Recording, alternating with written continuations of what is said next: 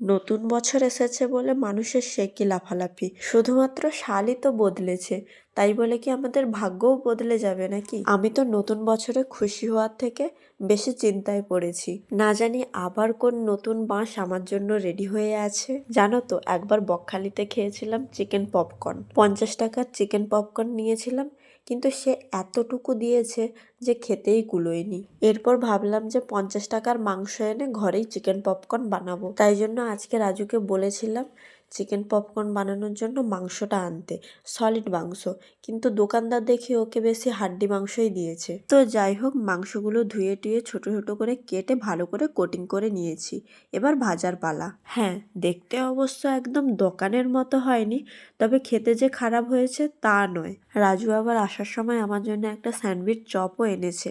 Chicken popcorn আর sandwich চপটা তো সাজিয়ে নিয়েছি, আর ওর চিকেন পপকর্নটা খেতেও খুবই ভালো লেগেছে। এরপর আমিও খেয়ে দেখলাম যে খেতে বেশ ভালো হয়েছে, আর কতটা ক্রিস্পি হয়েছে সেটা তোমরা নিজের চোখেই দেখে নাও।